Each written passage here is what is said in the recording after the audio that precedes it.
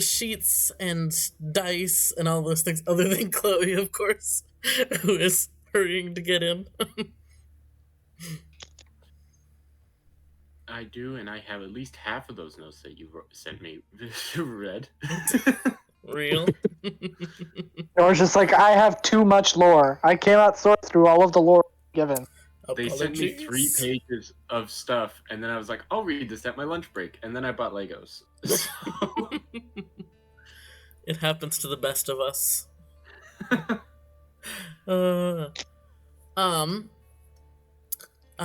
We have snacks, we have water, we're all good to go. Mm-hmm. I do have Bruce Lee's favorite drink, yes. Real. Bruce Lee mentioned. So, in that case, it's been a hot minute since we've gotten to fully play, and now we are entering the second arc. Hooray! Huzzah! Even.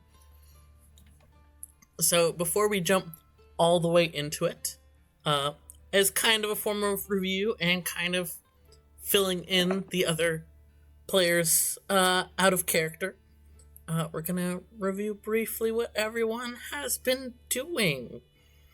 I'll be nice and not corner Grim first. Hey, Brutus.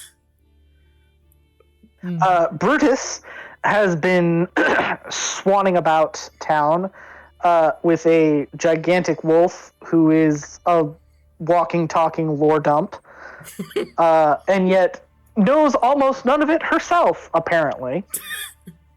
She's been disassociating, sorry.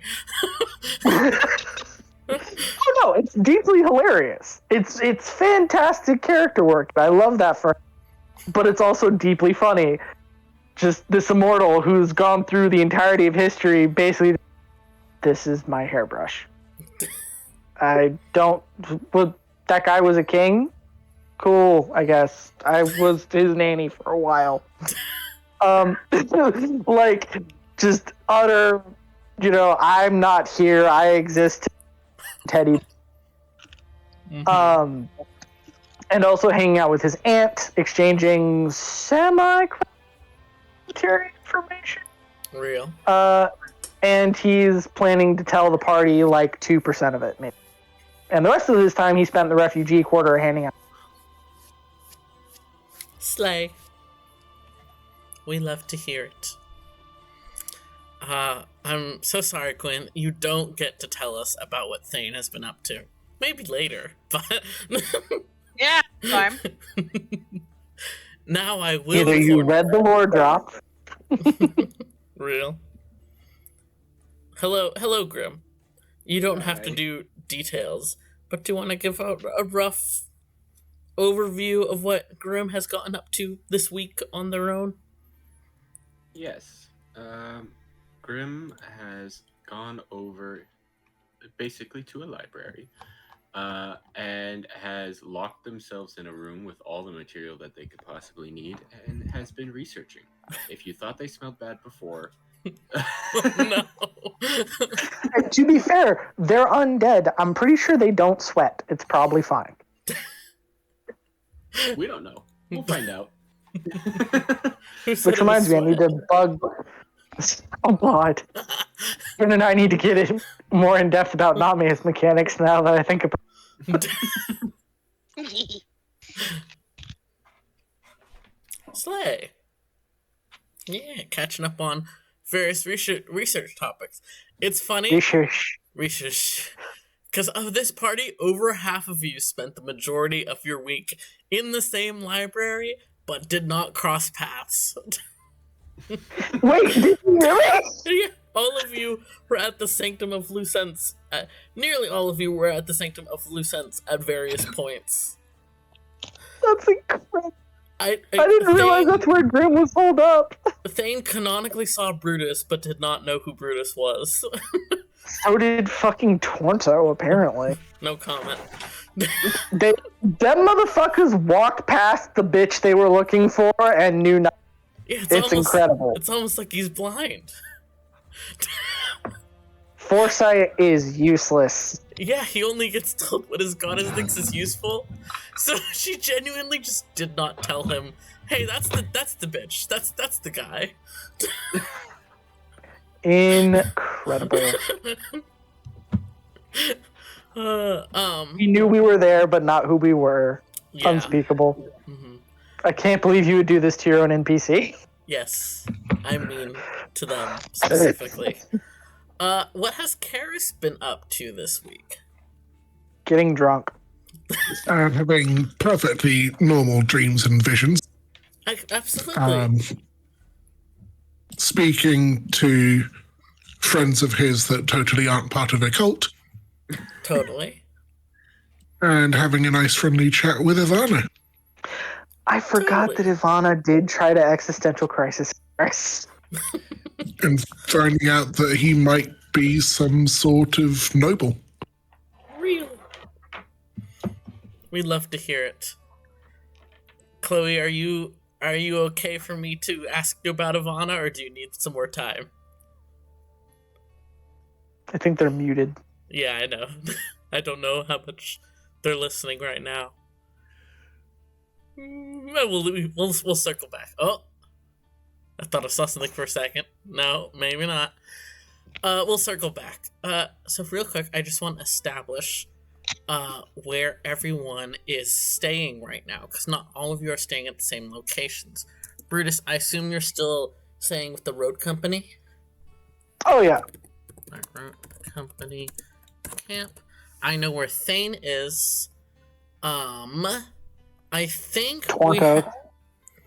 Okay, you. I think we had said that Karis was staying at the Blind Beholder. Yep. Mm-hmm. It was the one with all of the people. Yeah, very normal. Very normal tavern. Grim, Best luck roll I've ever seen. Grim, you don't have a room anywhere, right? You've just been in the sanctum, correct? Yep. Okay, I will just list the sanctum now. Very healthy. It's not Grim like they doesn't need to sleep. Why do I need a room? They don't need to sleep. They don't need to eat. Literally, they stare at a wall and zone out for 4 hours. And the hamster is just picking off pieces of Grim, so it's fine. Oh no. That is disgusting. Oh, that is vile. It's just I jerky at can't this point. believe that. Oh, I can't believe the hamster's jerking Grim. What? Who said that?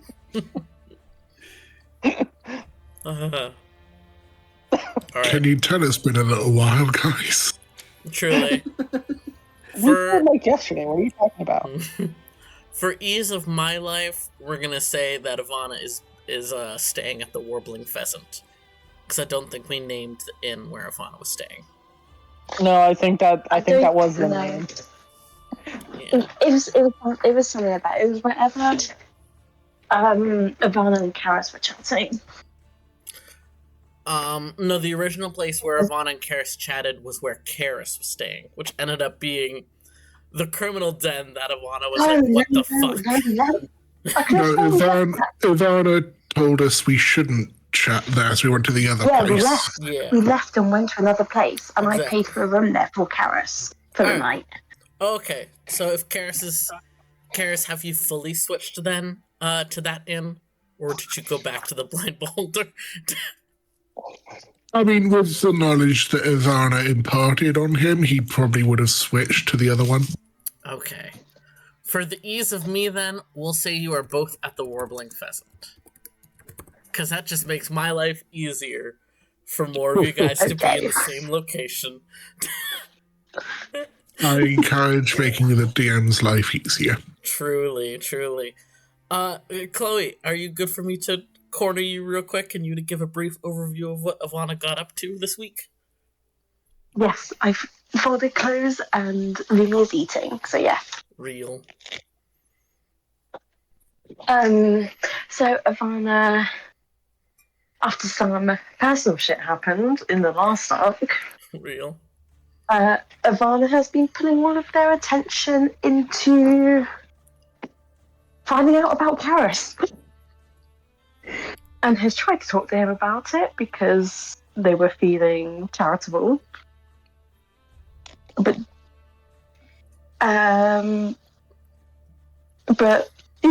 doesn't really know how Karis is gonna be. And Ivana, for the record, still does not trust Karis with an inch of their life. Mm-hmm. I would be concerned if they did. Oh, it's okay, hon. They're never gonna trust him. No.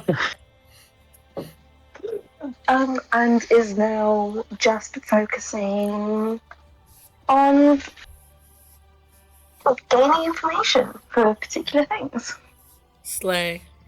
And it's down one finger, but don't worry about it. Oh no, don't worry about it. They're keeping that hand in their pocket for now. It's fine. No one will know. There's an entire arm gone and now a finger. The process has begun. Yeah, Ivana's just slowly turning into a Warforged. Real. Why'd you reveal my plot point? But so on the morning of the 7th day, you all receive a letter to meet at a specific address. It comes to you all via the fun little magic pigeons that always magically know where the recipients are. So wherever each of you are, Grim, notably, a librarian, opens a door apologizing and a bird flies in. But you all receive the following note. Your payment has been delivered to a contact at 8 Wesby Lane. The password at the door is the name of the person you had spared in Srithman. Please only enter once you all are present. Make sure you are not followed, and at the address, you will not only be delivered payment, but also waiting there to speak with you is the potential job I mentioned. Technically, I am the one hiring all of you, but all details will come from this trusted contact, including further payment. This contact also has a specialist that I'd like for all of you to work with, as this is a complicated subject and we're unclear which direction it could head in. Thank you for your discretion, and travel safe. Adept Christophos. Christophos is actually Ivana from the future. Real. Bye. But yeah, I'm guessing you guys all begin to make your way to the address. But about the rest, I'm just gonna leave the city. I joke. Real. Karis abandons the campaign. You know how it be.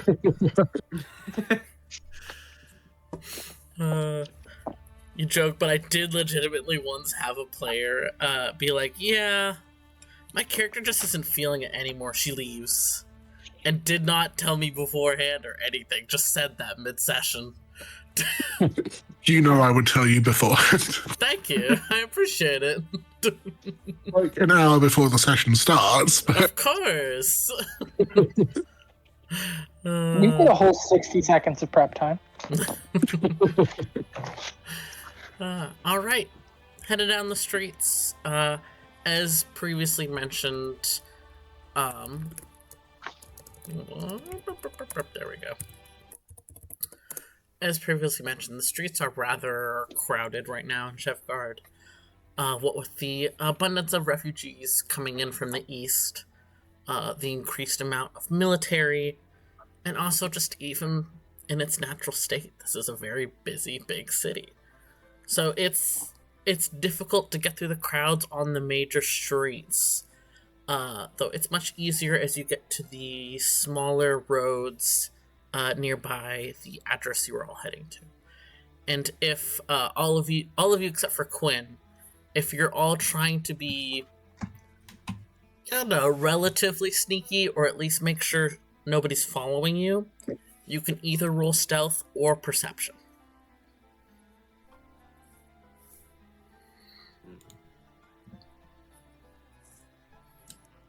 I'm gonna go with perception. Shocker. 15 stealth for Brutus. Slay. I'm also going perception. 24 perception for Karis. Grim is way too distracted. I rolled an 8 for perception. Don't you have like a +6? Perception? That's a wisdom-based thing. I'm an intelligence. Oh, okay. Right, I forgot you're an int build. You're playing the one other int caster than wizards. It's difficult for me too, trust me. God, do you have any idea how badly I want to play wizard? Real. Alright. Then, as far as you all know, that went well. I don't like that. Uh, voice. The address corresponds to, according to the sign, what might once have been a carpenter's shop of some sort. Though it looks a bit run down, not like falling apart, but it definitely has not been in business for a while. And all of you, except for Quinn, of course, meet at the door.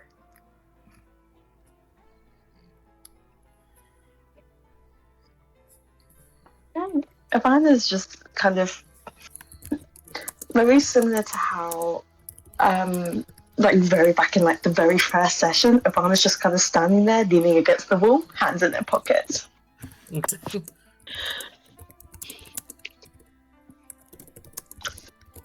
I think Brutus specifically is posted up at like the end of the street, somewhere he can see the door, because he wants to be like as close to the last one yet. Mm-hmm.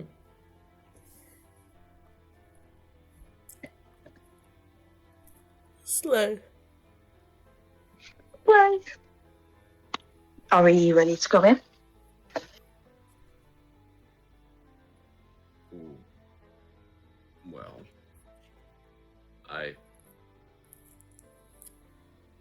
Grim would not have read the note that Phineas sent.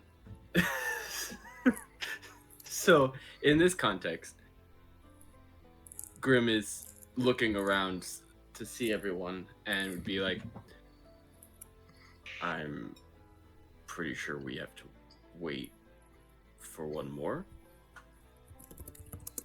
He decided to stay behind. He's helping ship guard.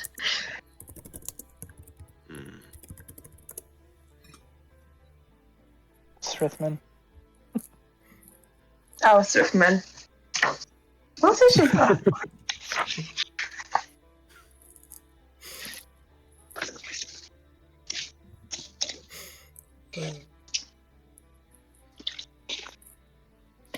Alright, well, the door is there.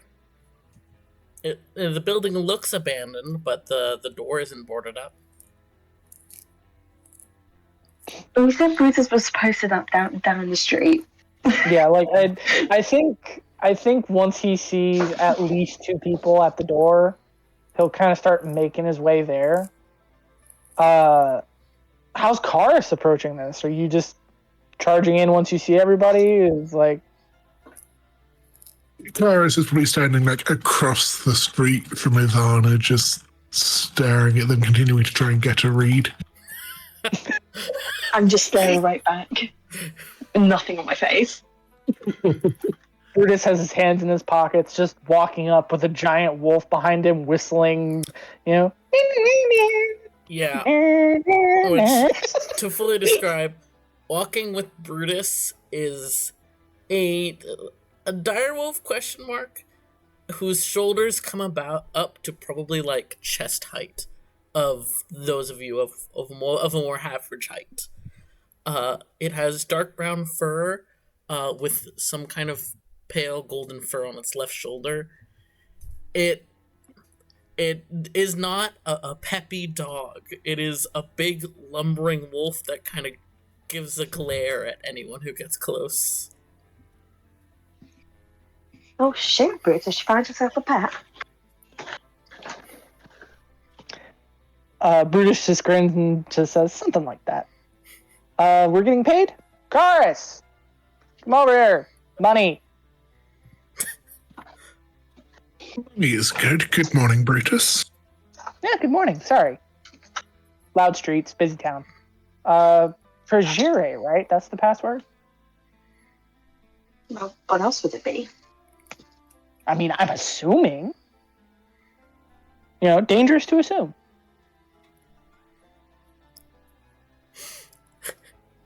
All right. You know what they say about assuming?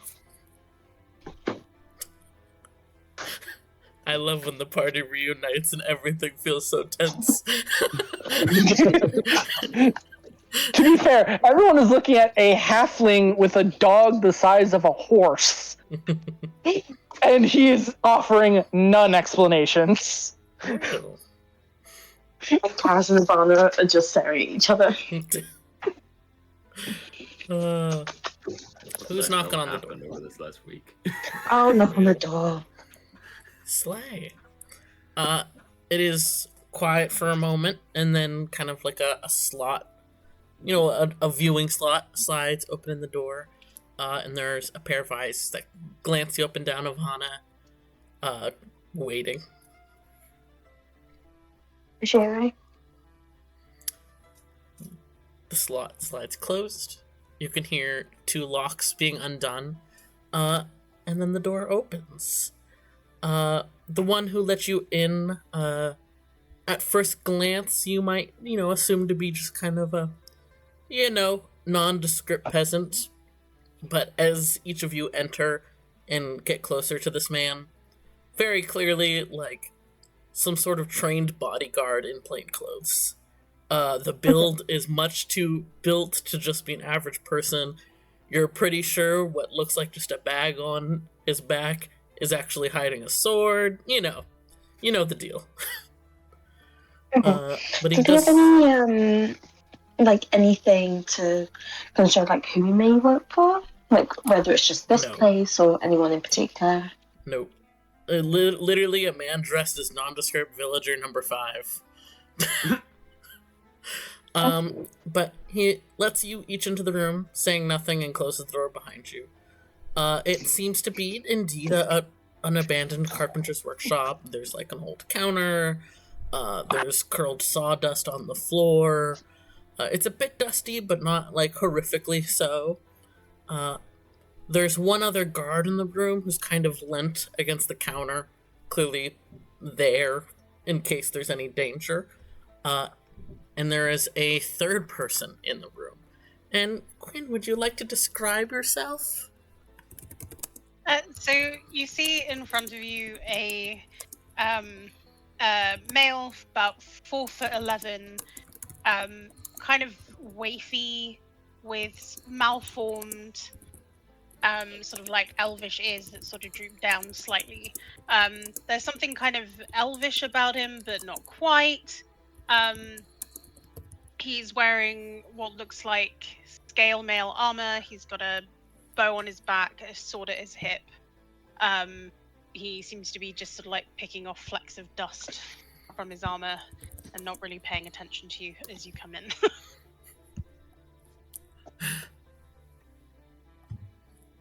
So you're the specialist, I'm assuming. Aims at it, Thane, whose name I don't actually know yet. At male elf. Actually, you know what? I think he's going to say that in Elvish, just because he can. Word. Mm-hmm. He will look up at you and respond in Elvish. Specialist? Yes. And his eyes will flicker over you, seeming to size you up slightly, and then to the wolf beside you, and then back to you. You're Brutus. That's me. And Brutus is going to shoot at Thorn. Friend of yours? You just kind of get confused vibes back and a shrug. Just I don't know, I don't remember if so. So probably not. Thane will then sort of look at each of you, and he seems to be taking some sort of mental note, before he kind of gives a sort of half bow, and in common, my name is Thane. It's a pleasure to meet you all. And yourself. And like Ivana kind of gives you like a slight nod and says it in Elvish as well. Pleasure is mine, Thane. I will speak in common. I can speak Elvish, but I'm answering in common. I'm the only one that can't. It's okay, Grim, I'll teach you. It's not like Grim gives shit. Grim very much just like kind of turns their head when they introduce themselves and then goes right back to looking around the room. Real.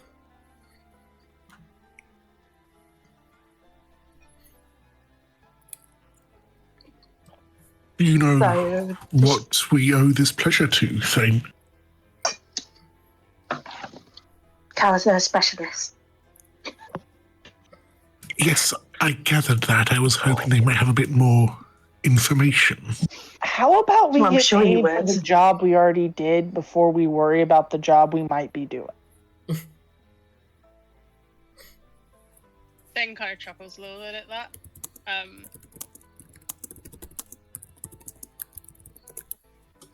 I will let our employer discuss things. Alright. Thane, are you gonna lead them towards where your friend feels like the wrong word, considering you met a couple days ago? Yeah, no, I will gesture for them to follow, and I'll like turn and I'll lead them to my acquaintance. Acquaintance. All Such right. delicate phrasing. Thane leads you all into what was clearly a storage room. There's still some half-finished projects pushed to the side. The saw tools look like they've mostly been dismantled or maybe taken at some point. And sitting at a large table that has been brought into the room, clearly the newest thing brought into here, going off of the scuff marks in the dirt, is a hooded person who gives a quick glance at each of you, then looks to Thane to see if everything is all good. Thane will nod. Slay. Then they... sometimes you lose things briefly, you know? I do that with How my dare brain you all the lose it time. then? Truly. I lost my marbles years ago and still haven't found them. Probably where mine are. Quinn has them. Hello? Give them back. No, Quinn has Charlie's. I don't know what to tell you. I saw them, tried to use them, didn't work, so I threw them. Wilder, how do you feel about Chloe playing with Nora's marbles? It's allowed. Whoa. Can you believe? I mean, Alright. I like how sometimes my brain just goes, how weird can I make this? it's okay, I made it more weird. Then this person lowers their hood and says, well, it's good to put some faces to names. And I would say at least one of you instantly know who this is. And that would be Ivana. Ivana, you've never spoken one-on-one to this person, but you've seen them in passing, entering meetings that you weren't high enough to be considered to be allowed to enter. But this is This is Seimoto Hush. Her full name being Hush String. She's a Russian blue tabaxi, and she is, to be more specific, which only Ivana knows this right at the second. She is the second hand to the Sage of Scribes. The Sage of Scribes is technically an archmage, but really only peripherally, as their main role is archivist and historian to the other archmages. Mm-hmm. And to clarify a bit of lore for the rest of you, which your characters would probably vaguely know. Seimoto is the title that means, like, the heir to an archmage.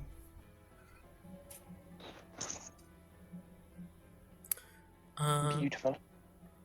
But they nod to she nods to each of you. Right, well, take a seat. I'm sorry I don't have any snacks to offer at this moment. I don't have a ton of time. Brutus obnoxiously crunches on a candy he pulls out of his pocket. Real. I would expect nothing less.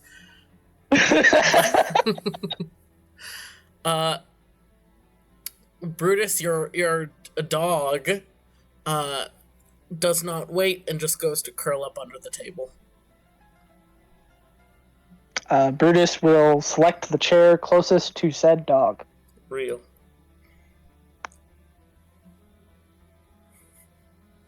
We're just gonna sit down, closest chair. Slay. I'm guessing the rest of you take seats.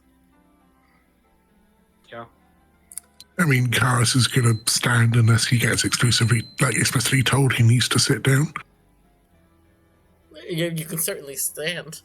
As everyone else is taking seats, Hush does reach into her cloak and pulls out a couple small bags and begins to slide them towards each of you, except for Thane, and says, I was told to pass this along from Christophos.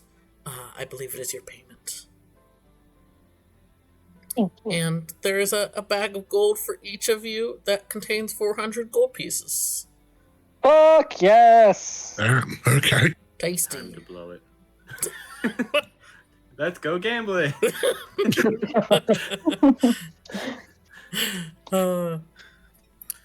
But she gives you all. Point of order. Has Grim noticed that he's light a platinum or two yet? Just out of curiosity. Spent pretty much all of my platinum on potent poison. I don't think Grim noticed at all. No. Real. That'll never come up again. I think Ivana just gives like a very, very quick glance to Brutus, looks at the bag that Grim's holding, and then looks back to where they were. Brutus will project to Ivana, I've already stolen from them once. I'm not going to do it again this soon. Oh, then it's my turn. Guys! But Hush gives you each a couple minutes to sort through your money, tuck it away wherever you need to, and then continues. Well, I see you all have properly met Thane, and I understand that your companion Phineas did not come along, so I assume you're Brutus, Dr. Grimm, Adept Angarona, and she kind of pauses at Karis, eyeing you, and just kind of nods to herself. Karis, right. Right, well, I'm Seimoto Hush, but you can just call me Hush Stream or whatever. I'm not here in my official capacity.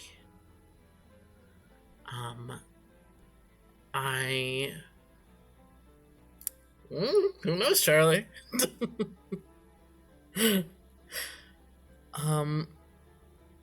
I'm technically here on behalf of the Sage of Scribes, but this is something that has to be kept incredibly on the down low.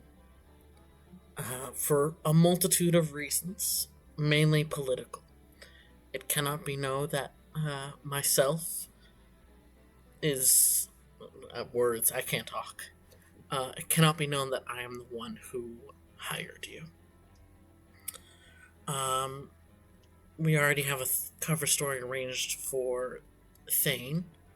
Why he is part of this job So for now, I'd like the rest of you, if questioned about this job, let people believe that you are pursuing this matter of your own accord, not because you were hired to do so.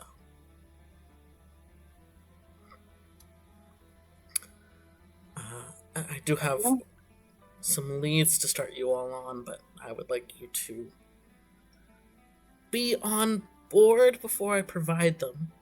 So to give a brief summary, I know who all of you are. I know what you've been getting into, what you've been investigating. And I'd like to pay you to continue investigating it. How much are we talking? Say again? How much are we talking? Let's just say more than what you just got paid now. At what interval? Is this a retainer? Is this, a monthly gig? Some more details would be. There is a potential end goal in mind, but if it is something that ends up taking longer than I would hope, then you would get paid half the payment then, and then the rest once the job is fully attained. To simplify it, we have come to the conclusion that we believe this sickness is either the byproduct of some sort of being or that it is manufactured. And we need to be subtle how we go against this, and I would like to hire all of you to investigate this, to find the source or at least the supply lines that we can cut off. Because let's just say it's been spotted here in the city. Oh, that's bad. Yes, it is.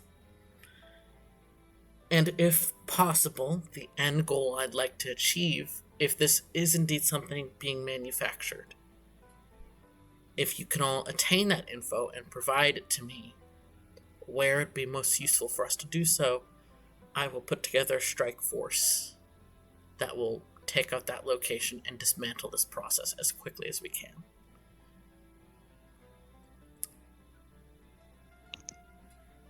I would like to state for the record, if possible, I would also like to be on that strike force. We shall have to see. It depends, of course, how far beyond enemy lines we have to go. As I said, if possible. It's not a requirement, but if it can be done, I would like it to be done. It will depend. Agreed. But if, additionally, if this illness is within Shevgard, which we strongly suspect it is, I know that there has not been a cure found, according to the reports I've heard about you lot, but at least if the source of whatever is causing it here in the city can be discovered, at least we could handle that. I don't know if it's simply that it's passing from person to person from those who are coming from outside the city, or if there's something specific that is causing this issue.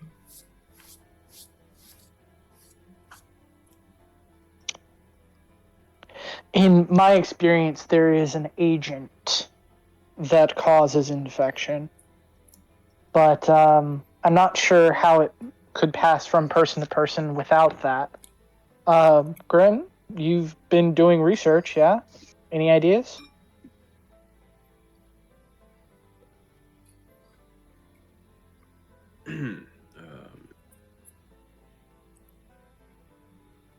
Nor furiously checking the lore doc.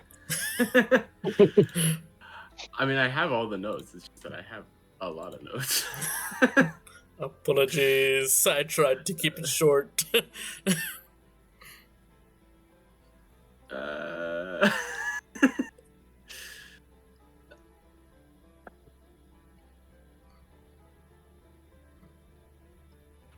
I'm sorry, could you repeat what they said that they believe the infection was caused by, just so I can... Brutus said there was an agent of some sort as far as like the mucus that he encountered, which is what he's referring to. The goo. Yes. Something to that effect.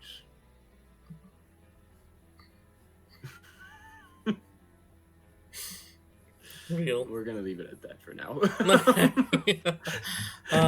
Hush also implied that they think that this illness is manufactured, and they want to find out how to disable that. If this... oh, go ahead. No. I'm good. If this is a job that you all are indeed interested in taking on, there are a few small stipulations, mostly about the secrecy of this. May I ask why it's such a secret? I wasn't planning on telling anyone. The Sage of Scribes is technically... it is an office of inaction, not action. It is an action. It is an office of listening and not doing. And myself and my master are no longer content with following such things. So, on one hand, it should not be known that we are involved in this because of that.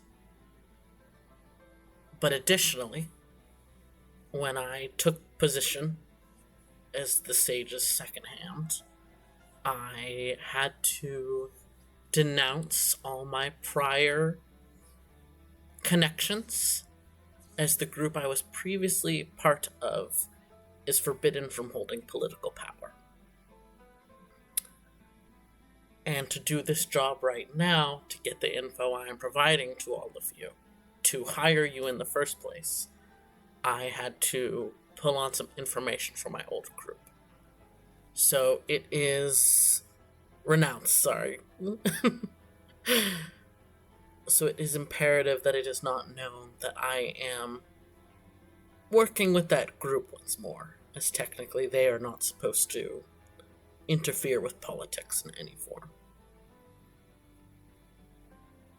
I believe a few of you have had interactions with this group, the Order of Moonshadow. That would be the followers of mainly Sahaneth and Hishanra. They are, due to the powers they wield, they are not allowed to hold political power. And when I gained my position, I had to renounce my allegiance to them.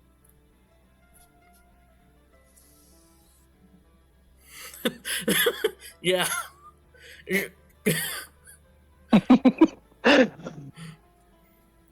I mean, I don't mind keeping that a secret. I have stake in this. I mean, I can't speak for anyone else, but I sure as hell don't want this getting all the way back home to my parents, for example. Yeah, if condition of the job is not telling anyone, hey, I was hired by a pseudo cult. Sorry, that's disrespectful. By a religious organization to investigate a plague that might also be caused by a different god. Yeah, I'm not planning on sharing that with people. When you say pseudo occult, you do feel something shift against your boot and kind of a tooth briefly catch on your shoe, as if Thorn is saying, hey. Brutus just kind of toes her back, just like, look, and shoots at her, like, if I can't be playfully disrespectful, what even is the point of religion? Loud dog grumble.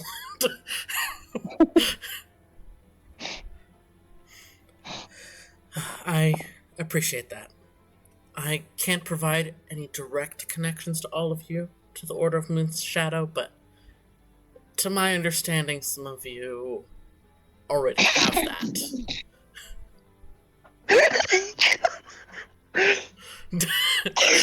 She does not look at anyone specific.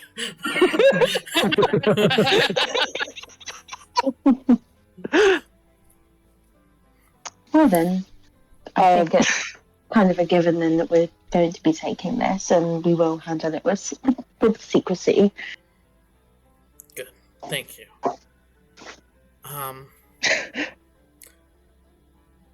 I think Brutus is gonna say just loud enough to be heard because he's not thinking super I need to keep this quiet. Just okay, gotta track down Tornto. I apologize for this, but I do have to ask for this to be sworn. And she pulls something out of her cloak again, a very, very small vial, and pours a circle of salt on the table, and then places her palm down on one part of the circle, on the line. I do need each of you to put your hands on here. It will just be something that magically ensures none of you can tell anyone of my connection unwillingly.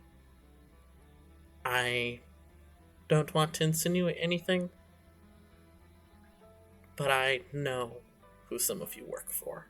And she does glance at Ivana at that. Brutus snorts just yeah, that one bit us in the ass. I think Ivana squints at that. I think Brutus says that out loud, to be clear. He literally says, yeah, we've come across that one. To be clear, when you say magically, as in if we try to say something, just the words don't come out, or if we say something, we drop dead. There's a lot of variations. Okay. The words won't come out, you won't be able to write it, etc. Someone can't read it in your mind. Okay, it is muteness, not a death curse.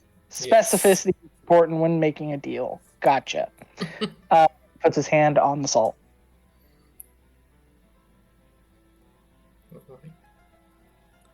Does anyone not put their hand on the salt? Me? Ivana doesn't want to. Arash doesn't want to either. Well, Thane has skin in the game, so as far as he's concerned, he doesn't need to. She eyes you, but you get the feeling she won't force you specifically. Said, I got skin in the game, yo. I'm here as a friend.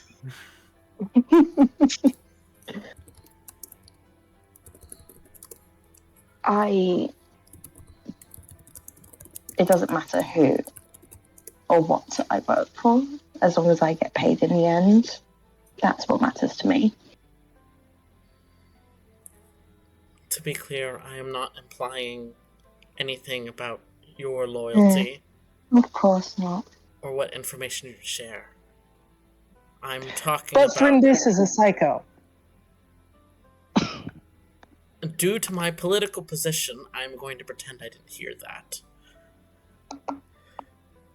Your master does have a reputation for reaching into people's minds, whether they agree to share the information or not. This will protect you from unwillingly providing the information, at least until the time of the job being completed. Once the job is completed... Doesn't that leave you dangling in the wind after the job, though? After the job, I'll be covered. Fair. Yeah, at that, yeah, Ivana definitely does put their hands on this.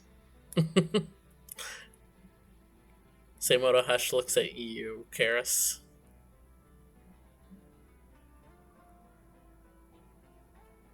Does she want money or not? Karis is considering calling Thane out here. By the way, why were you looking at Karis earlier? That was a look. Some complications. Okay, look, the last time I was told there were complications with the job, it turned out the complication was one of the prospective adepts of an archmage was the one working with. So I'm a little leery of people getting called out, specifically getting hired. Could you be specific, please? She sighs, kind of annoyed at that, and says, "It's not pertaining to the job. It's not pertaining to the rest of you. It's just some personal history." But I'm curious too. I used to work for the Order of Moonshadow. I've seen some things. And as far as I'm concerned, we're all putting our hands on that table, or I'm willing, or either we will put our hands on that table, or I'm not putting my hand on the table. I will look at Thane as I say that. Thane will just adjust slightly and look at you, and just tilt his head slightly, going, "I've been hiding in a slightly different capacity to you. I also work with the Moon Shadows, so we're not on the same level here, my friend. This is for your protection, not mine." May I roll insight? Go for it.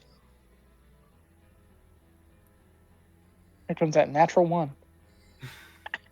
Look, I know it's me rolling, but shut the fuck up. Are you mad because you already rolled and it's a what? No, actually, it's quite funny. I rolled a 17 plus 11 for 28. Hey! Ew. What are you trying to garner from him? Just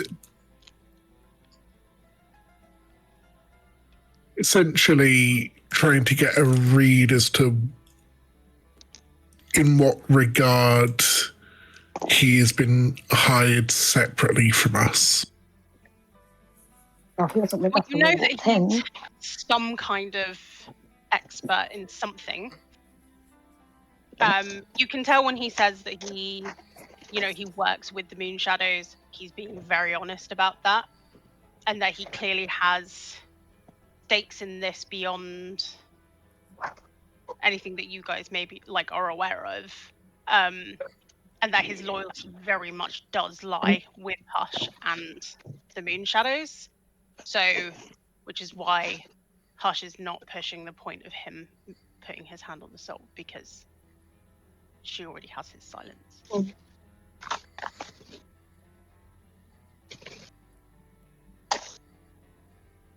If everyone else is putting their hands on the salt, Karis will be the last one to do so, but he will not stop staring at Thane as he does it. Sure. As you go to touch the salt, Karis, do me a favor and roll religion really quick. Oh, God. Don't worry, it's just lore. 19. Slay. It's something bad. You do not get struck down by your god, don't worry.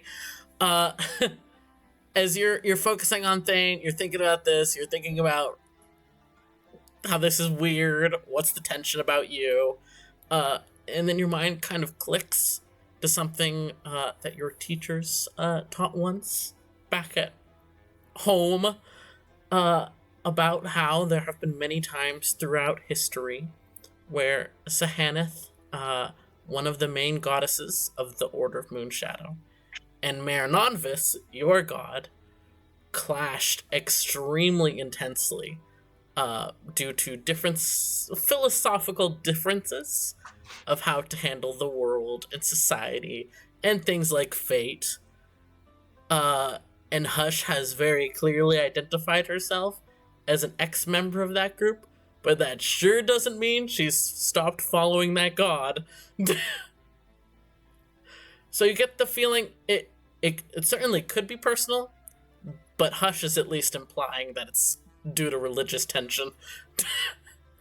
In that case, as I'm still staring at Thane, I will make sure that my symbol of Maranonvis is prominent in Hush's vision as I do this. Exactly, as I suit. All right. Tabitha, there's nothing for you here. Then you can each make a wisdom saving throw if you want to try and resist, or you can purposely fail. Charlie getting his dice out. 27. All right. Let me double check. Does the caster know? That would have been useful information to know before, but I'm still committing to it.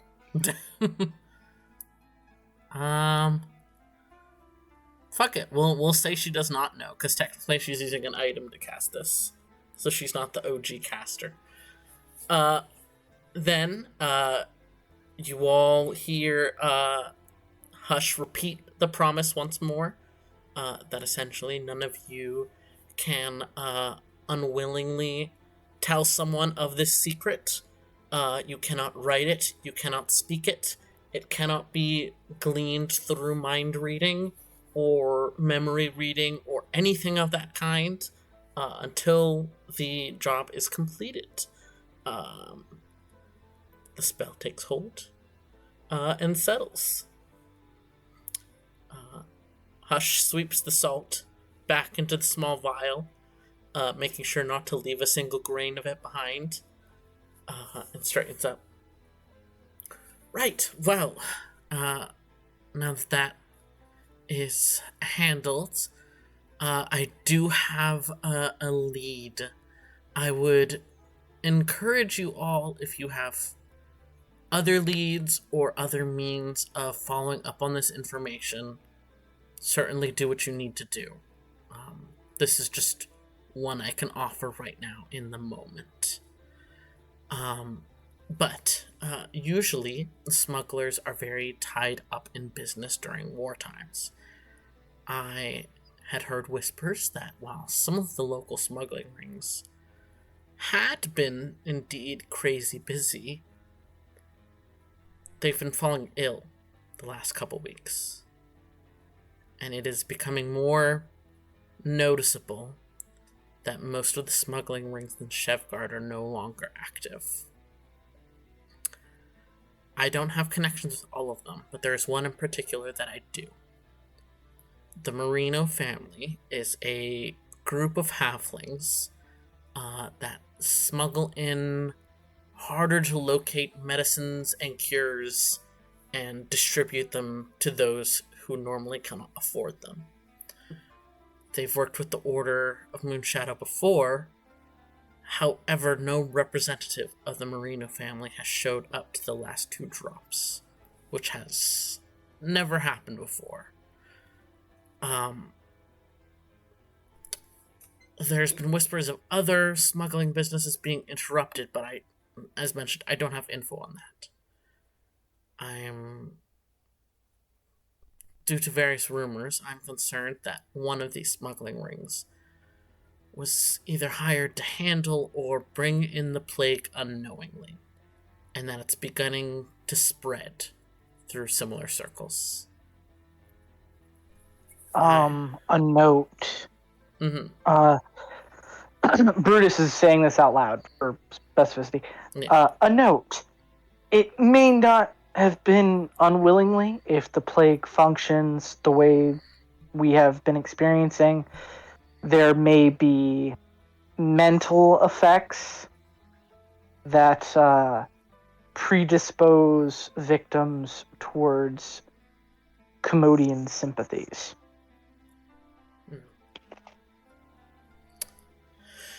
Good detail to add to the reports, then. Also, on that note, you mentioned there was a red symbol that Brutus has been seeing mixed in with the regular thieves' cant around. He's going to draw that, I guess, in the table. Mm-hmm.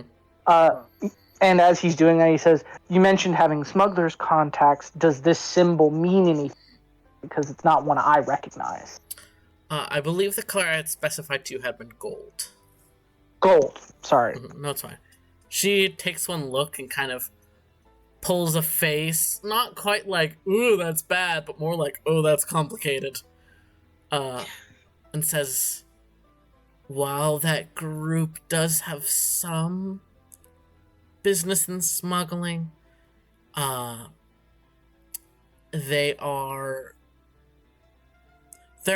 presence is not unexpected. They've been in this city for a long time. It is a criminal group that holds a very complicated status, and I don't know enough current info about them. Everything I know about them is from over 10 years ago, as that's when I took A my current name position. would be sufficient to start. Forte Susurrus. That is what that group is called. And I will spell it.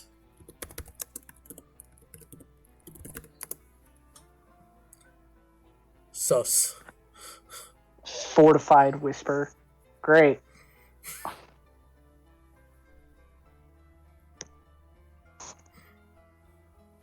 Group of short people. Fuck you. I think Brutus just like kind of nods. Doesn't bother shooting that past Thorn. She's not gonna fucking recognize anything. And just goes, all right. Smugglers, the Marino family, you said? Yes. They're illegally smugglers, but they have generally in the past focused on essentially providing expensive medications to those who cannot afford them. Attained through totally legal means. Definitely.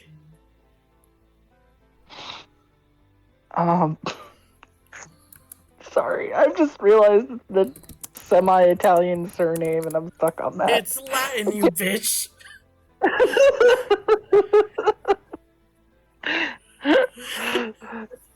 I mean, it's one of the root languages for Italian.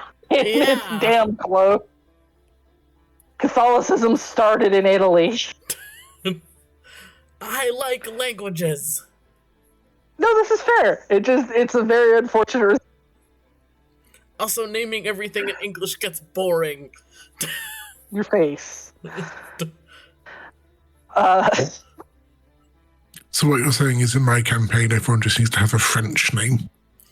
Yeah, I'd accept it. Yep.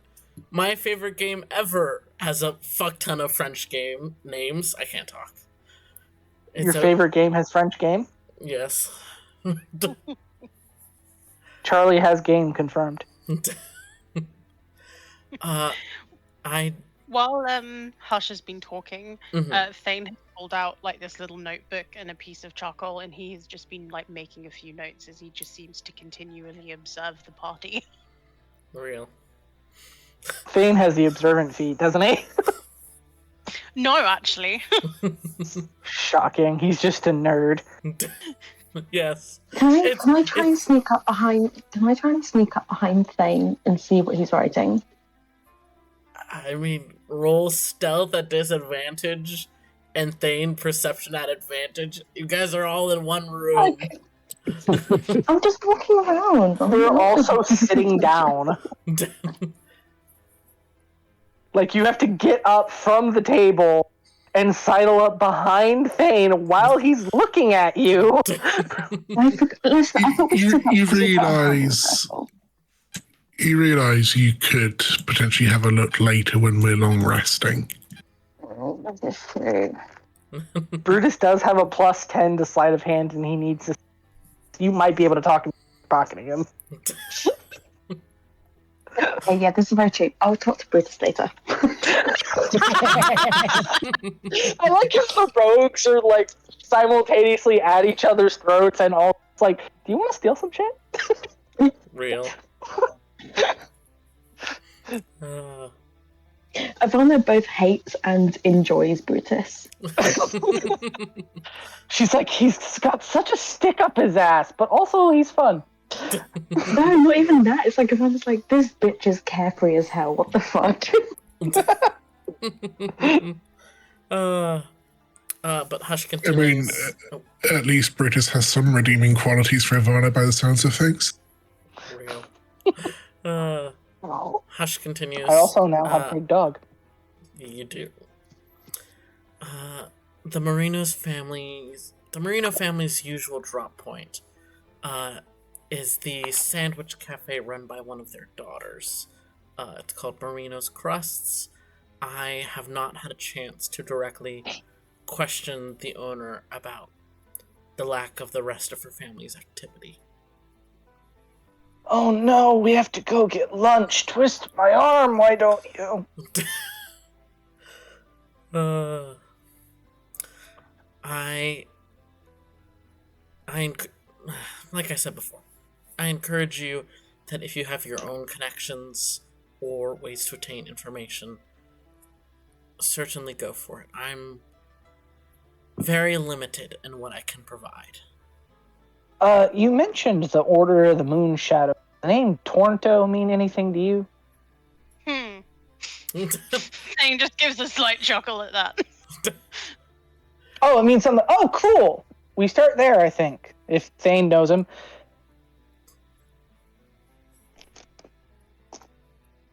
I know him very well. Fantastic. I'm just saying, like, if we need a contact, I know he's in good with that.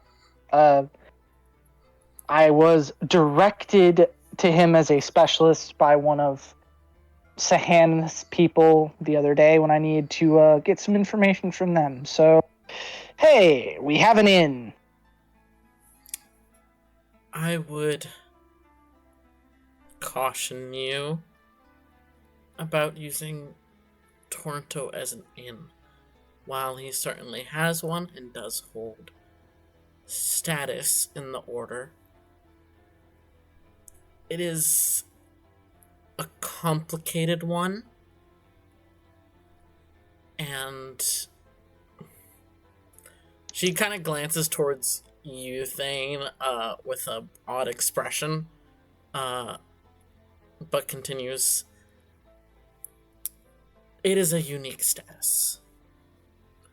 And while the information he can provide is good, it's often extremely confusing and only accurate in a certain light. Yeah, Mari was kind of the same. I'd be more prophecy. But hey, who knows? Maybe he'll have something. You know, so it doesn't hurt to check, right?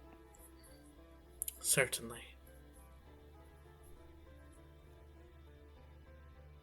Anyone else have questions, or shall we go eat? Do with the sandwich. Real. Alright. No more questions yet. Seimoto Hush gives a short nod and stands up. In that case, I wish you luck. If you need to pass word on to me or ask anything of me, I will have my guards continue to be stationed here at this workshop so they can get a message to me as needed. We have a plan. I like a plan. Right. Makes another note. Alright, I wish you luck. Kind of stands there awkwardly waiting for you all to leave. Brutus is yeah, like Brutus is like, all right, no more questions, dope, and then like resists the urge to whistle at Thorn, like action dog, and then starts heading for the door. And she gets up and follows after you. Kind of shoves some chairs out of the way to get through. This dog is the size of a motorcycle. Yeah. Can I do like an Arcana check or something, or a nature check with Thorn to see if I can, just on an immediate glance / being of close proximity, to see if she is a long one? I would also like to point out that Thane does have a specific description. Yeah, but description and verifying are two different things. Mm-hmm. No, I'm saying for setting DCs and like. No, I know. But there's also my history, which you don't know about. Yes. Go ahead and roll. Let's say nature. Nature. And based on that, does it fall into my ability to do advantage? We'll say essentially from now on, any check to do with long ones include in that. Okay, awesome. That is a 22. 22. Jesus Christ. On nature, imagine. Kind of It's also Quinn. Tapping into your deeper senses, you can smell in the air when the dog passes by. There's the smell of pine and honeysuckle and this tingle that your brain recognizes as going with the magic of long ones, but it feels oddly muted.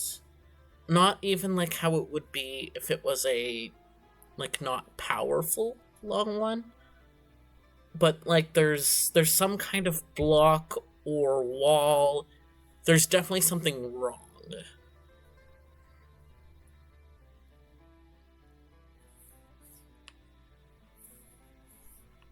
I will make a mental note.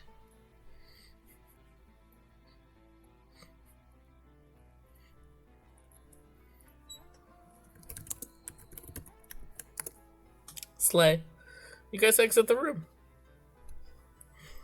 And out of the building, I assume. Yeah.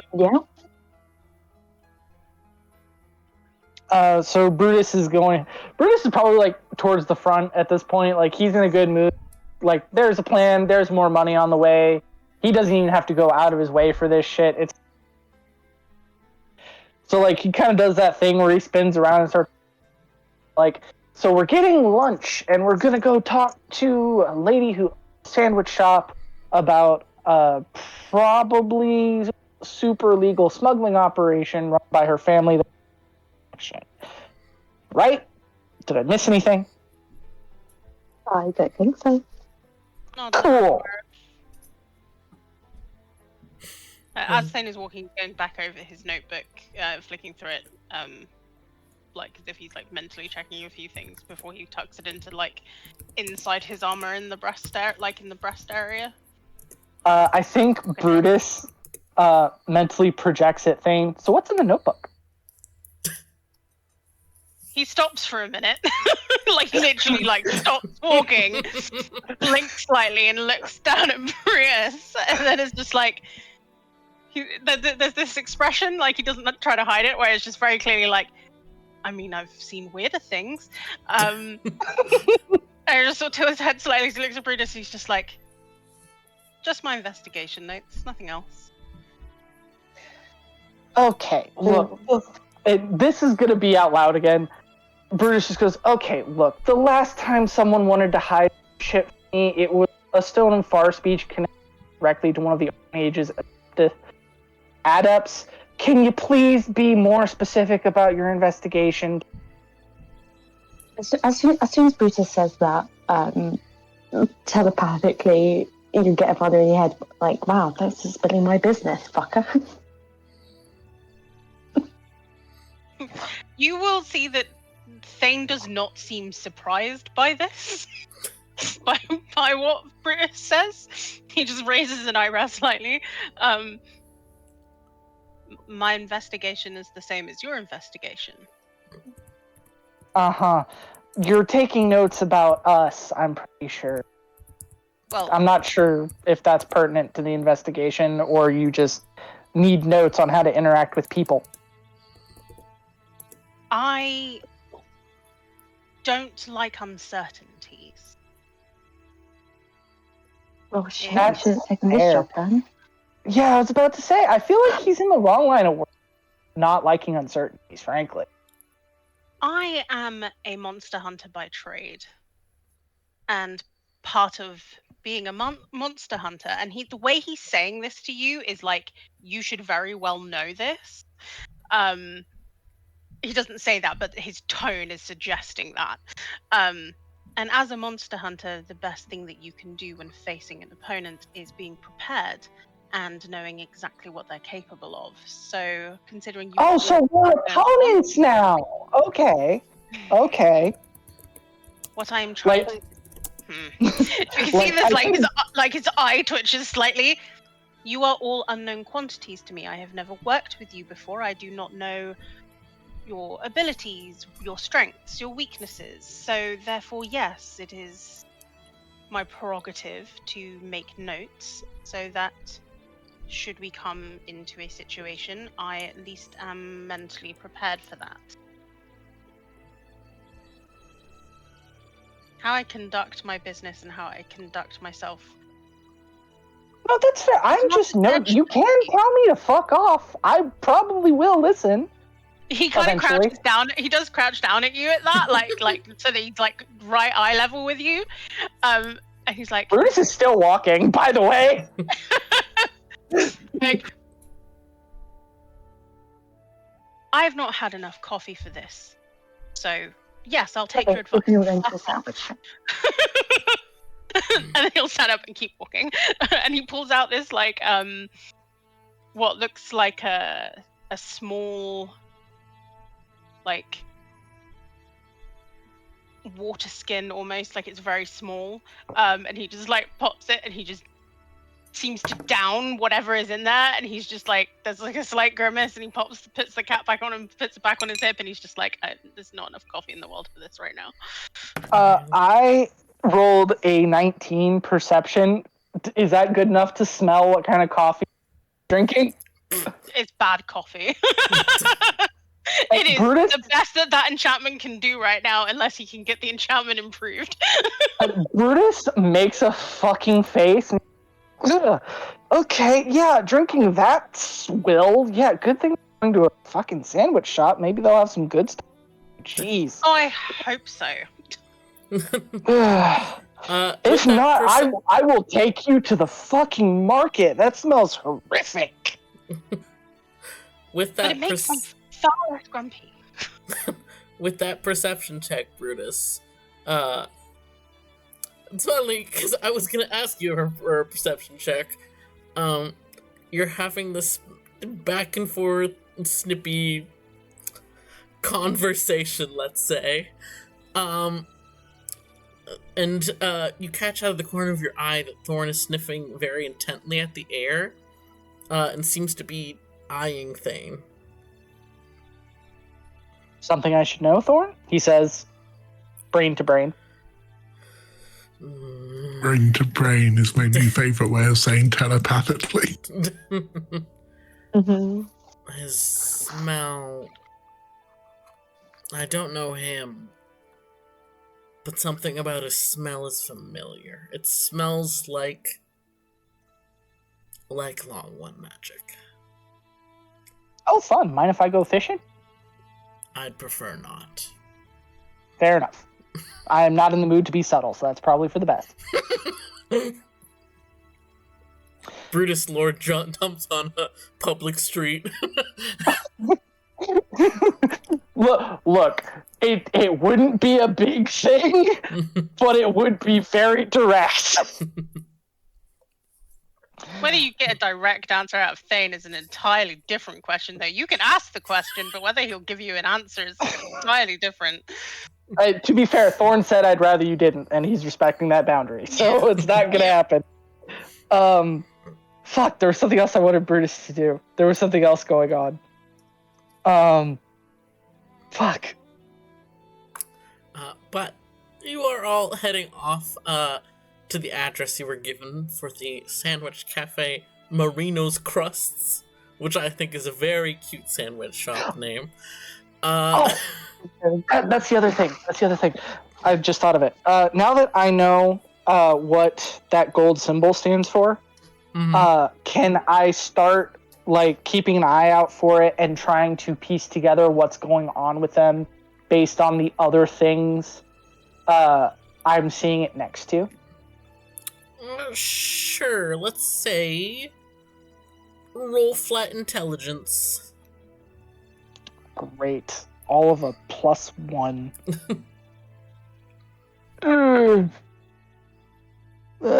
So 13. Slay.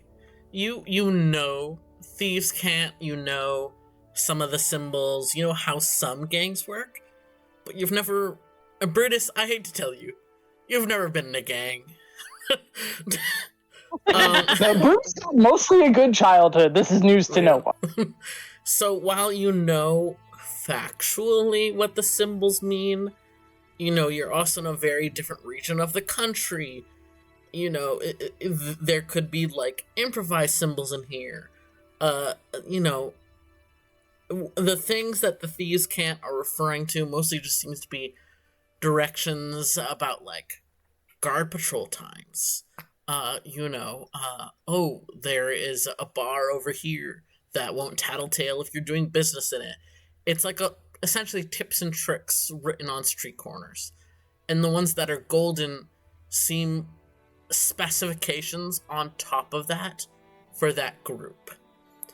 So things like, say for example, if a thief's cant is trying to say that one bar is particularly safe, the gold symbol is saying something like, use the password. Or on this corner it's saying it's safe for them but not for us. It seems like anytime the gold is used, it's specifications for that gang specifically. Fun stuff. I think Brutus will mention that to Ivana specifically. Just as someone else who has dealt in subterfuge. Just like, hey, this is something I'm noticing, and, I don't know the lingo, yo. How do you do, fellow kids? For, roundabouts, so keep an eye on that type of thing. Hell yeah. Good to know. Real. But yeah, I think that's all Brutus has got, because he knows the streets, but he doesn't know these streets specifically. Mm-hmm. Yeah, it would be a different city. It would be a different story if this was your home city. You'd have a much, much easier time. But you guys enter the area of Marino's Crust.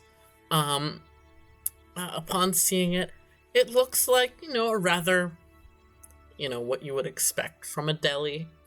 There's a short line waiting. There's a few tables out front where some people are sitting and eating. It looks maybe not crazy popular, but maybe the kind of thing the locals are like, yes, this is a hidden treasure, and thus we won't tell anyone about it. Because we don't want it to get crazy popular. One of those things where it's like, no tourists allowed, bitch. Essentially, yeah. And ducking into the shop, there's two people working the counter, both human, just kind of taking orders, making sandwiches. There's a sign saying, fresh bread, baked every day.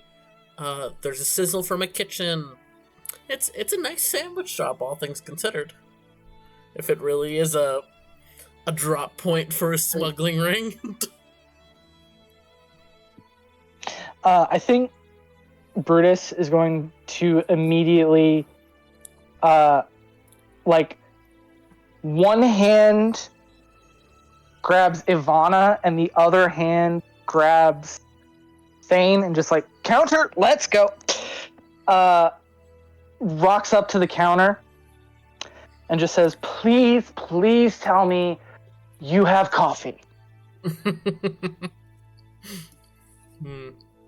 Hold on, I was It is very clear that Thane is not used to being manhandled.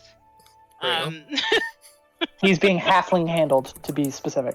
Yeah, halfling handled. And there's a point where he sort of recoils ever so slightly from being grabbed. This is the closest Brutus has been the same height as someone else in weeks. And Ivana just looks at Thane and goes, you get used to this very quickly. Real. But the person working the counter kind of laughs lightly at your words, Brutus, and points to a 4-item menu, just essentially listing a basic latte, an espresso, the very basic coffee drinks. Yes. And asks what you each want.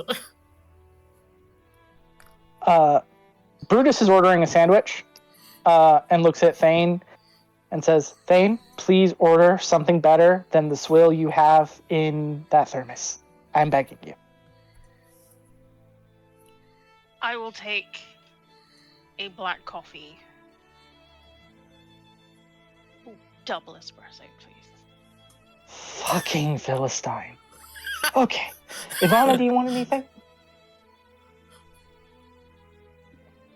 Yeah, can I have your house sandwich and 2 double espressos, please? Yeah, they start on it. They're glancing towards like the rest of your group that entered with you, eyeing like Karis and Grim to see if they're also gonna order. I think Brutus sees this and yells over his shoulder, Karis, you want anything? Just a glass of water, please, Brutus. Sure. Like, kind of. I don't think water's on the menu. It's just coffee and sandwiches. Yeah, like turns, like he hears that, turns around to look at the fucking people behind the counter, just like, do you fucking hear this guy? Fucking weirdo. Like, and then out loud actually says, water, I guess, if that's an option. If not, he can just have a hot. Certainly, we have some chilled water. Fantastic. All right, one of those. And also make that another house sandwich and a hot chocolate. And then Brutus is probably just kind of like excitedly chattering. And then like kind of sideways mentions, oh, and Miss Marino, I heard she was maybe in today. I was hoping I could have a word. The place is amazing. The person who took your order and is like kind of briefly processing the payment, which I won't make you do math right now. It's not so much that it's gonna impact your wallet. Yeah, for the record, this is 100% on. Yeah, slay. But they kind of glance up at that. Oh, yes, she isn't today. I believe. Kind of like whispers something over to their shoulder to their coworker and then nods. Yes, she is in today. And she should be free. I think her son is out with his dad today. I'll slip behind and grab her for you. Oh, fantastic! Thank you so much. And Brutus like slides an extra gold piece onto like the counter and just says, and that's for you guys. Just fantastic service. I can tell by the smell the food's going to be great. I really appreciate it. You know, okay. Have a good one, y'all. We appreciate that. And half of your proceeds today are actually going towards our charity fund if you want to make a donation. And they give like a short spiel about like a charity fund to like the refugees and stuff like that. I would like to make an insight check to see if this is actually for the refugees or not. Go for it. That is, where the fuck is my insight? A 14. I'm a thing as well because because Matahash specified that they are smugglers and the other one's criminals. Yeah, you were told this group smuggles to give medicine to people who can't afford it. What do you think their morals are, sir? Well, no, I am 100% aboard with that. I just want to make sure, like, is there something, is it sideways about it? Like, it's going to the refugees, you know, like, yeah. Someone who knows that they're a versus someone who just genuinely thinks charity type of thing. Everything you can glean, this person's demeanor says they're being genuine, that they think that this is completely, fully genuine. You'd have to insight on maybe the owner to determine if that is truly, fully the case, but this person certainly thinks so. And you can see, like, a small sign on the counter that specifies, like, a time when people can come in the morning to pick up free sandwiches. The shop is definitely at least presenting itself as very charitable, but it's hard, to determine just from a glance without looking at numbers how genuine that is. Brutus is gonna put like 4 gold or whatever in like the tip jar, and just be like, "There we go, charitable donations. I am doing my good deed for the day." Slay. That's like 7 times the cost of your sandwich. So they're That's very happy. perfectly fine. Brutus has literally his own entire business to go back to, which he's trying not to think about right now. But he's got money burning a hole in his pocket, and it's going to what's probably a good cause. And either way, it's probably going to make an impression on at least the staff, if not also the owner. It's entirely a shell game, right? Not sure which side of the table he's sitting on. Real. So, the employee who went to get Miss Marino comes back and says she'll be out in a couple minutes, and that he'll send her to your table once she comes. So you guys are good to scarf down some food. Those of you who have food. Welcome back. Is there like outdoor seating or anything, or is it just literally the tables? There's some outdoor seating, but there's also seating inside. Yeah, I think Brutus is going to beeline for a table by a window, and make sure Thorn gets at least a bite of the sandwich. Yeah. You hold out the half. She does not take one bite. She eats it in one bite. And he's just like, Brutus kind of like looks at Thorn, looks at his hand, holds his hand like up next to her head, just like, you'd think I'd remember that she's fuck off huge, but it's still surprising. And then just like kind of potters off to there, just like munch on his sandwich. Also, I don't think I've ever been more offended. Brutus is unmotivated. He is wearing his customer service. I think Chloe said that because you tipped. I assume. Yes. It was just the way that entire interaction was just so American coded. It made me laugh. Again, this is his customer service fit. Like, this is Mr. Four-Leaf right now. This is not Brutus. This is the guy everyone sees at the shop, like handing out candy to street kids. Like, this is very much the customer service face. Just so fair. It just made me giggle. I was just like, yeah, this is giving every American ever. Chloe, you'd be shocked. Like, it is not.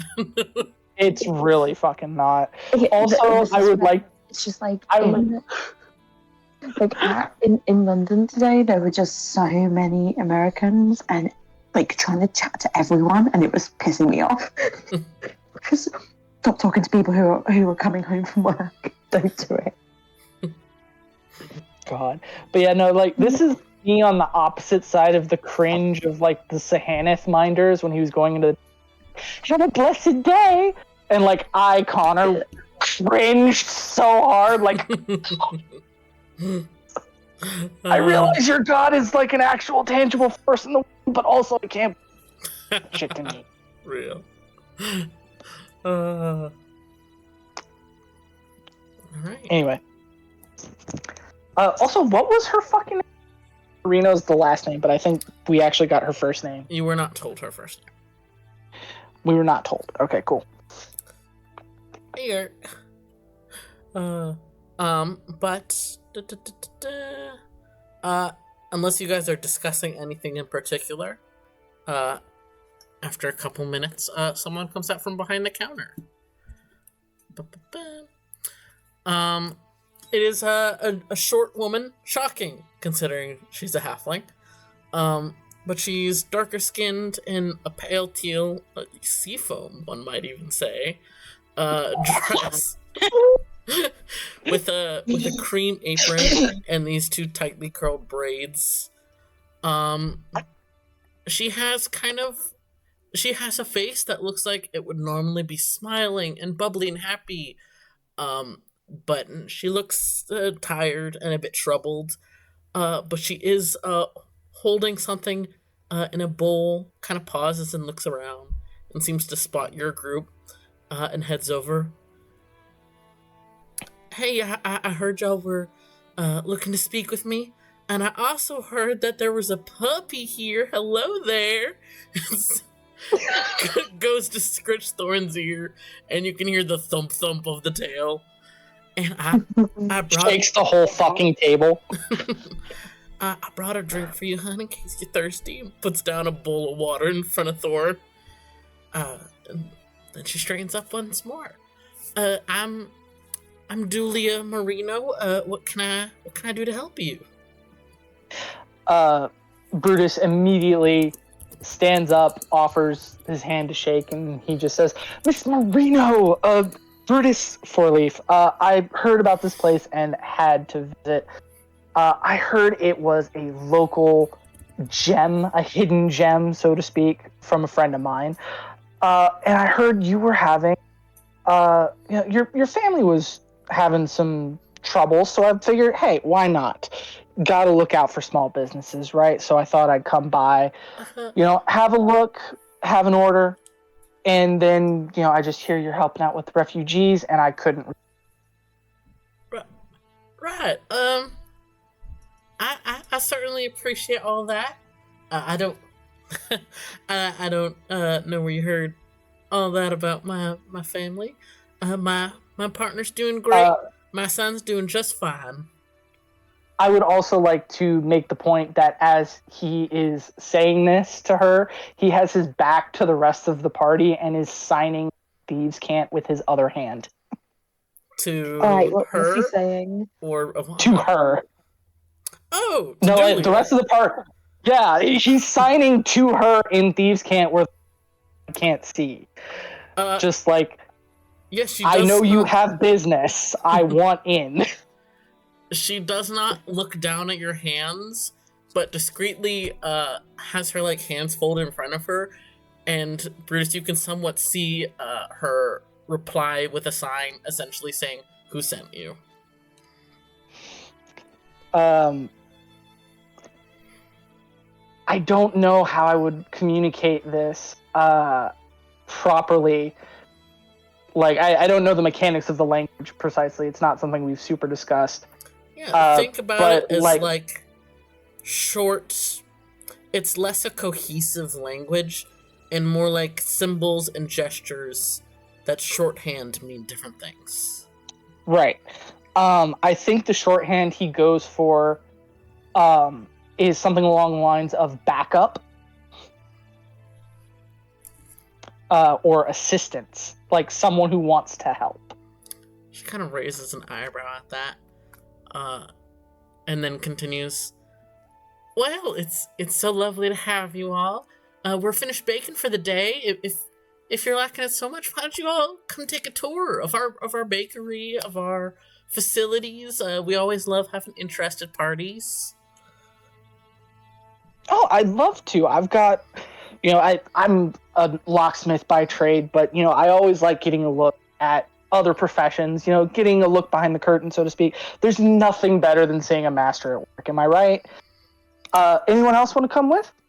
And he finally turns around and kind of makes a gesture at the party, do you want to come? Do you want to eat your sandwich? Thane will drain his coffee and stand up.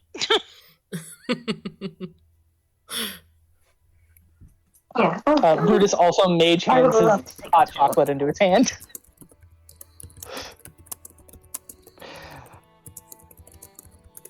Slay.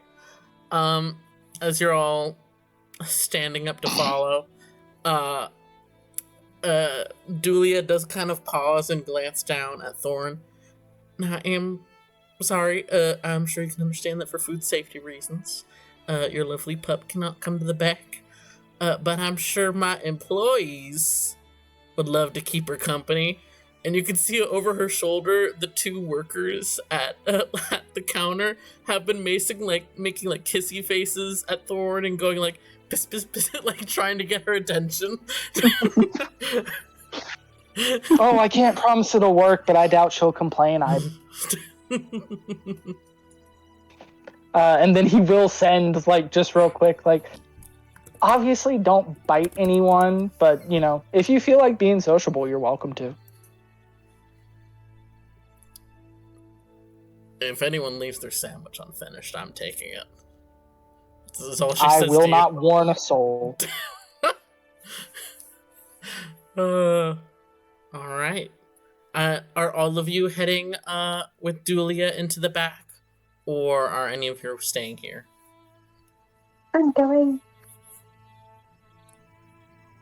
Yeah, Thane is going to follow. All right. I will. Laris might stay behind just in case anything goes on. Okay. Karis and Grim just bonding silently over sandwiches neither of them are eating. On that note, does anyone else leave their sandwich? No, Ivana's put theirs in their back pocket. Real. Oh, don't leave a sandwich in your pocket. Yeah, I'm just happy to see people. All right. Grim, are you staying or going? Grim? Nor? Have we lost Nor? My mic was muted. I didn't realize that. You're all good. I said if Karis is staying behind, Grim would stay behind. Okay, slay. Beautiful. Bonding time. Alright, then the three of you follow Dulia, who leads you all behind the counter and through, a swinging door into, kitchen facilities. There's clearly space for preparing the different fillings of the sandwiches. There's essentially a barbecue. There's a bakery area. It looks all cleaned up and done for the day. But Dulia goes and leans against one of the counters. Her face gets a little tenser, and she crosses her arms. I assume by asking about my family, you're not asking about... I assume you're asking about my parents. The only information I was given, I hadn't seen her in a while. And you'll notice that Brutus has immediately dropped the cheery smile. He's all focused. And just lays it out. They haven't been seen around. Apparently the last couple of deals, your agents didn't show up. No one knows what's going on. There are interested parties whose identities I am not allowed to divulge for reasons I'm sure you understand. I got some ideas. That want to know what's happening and if anything can be done. I don't know specifics, and I mostly got out of the business. I allow them to do their deals here, but I'm not personally involved in all that. But yeah, my older brother was supposed to come by twice over the last couple weeks to handle various deals. He hasn't shown up. Have you heard from him? I have not heard from him. I've not heard from my mom, pa, or even my younger sister. I have heard from my middle brother. He briefly came by the day before the first of those two meetings was supposed to happen. He came by to briefly babysit my son. I was not told that there was anything wrong, that there was anything to be concerned about. He seemed normal, to my understanding. He spent the day with my son, and then presumably went off to go back to work. Your brother involved in the family business at all? Yeah, he's not part of management, but he does some of the running. Fair enough. Anyone presenting sick recently? Anything along those lines? I heard that, Toy Connor. Here's the problem. One, I feel like it is a character trait of Brutus, especially when he's doing business, to mirror people, but also two, you're doing my native accent. I can't help it. It's just very funny.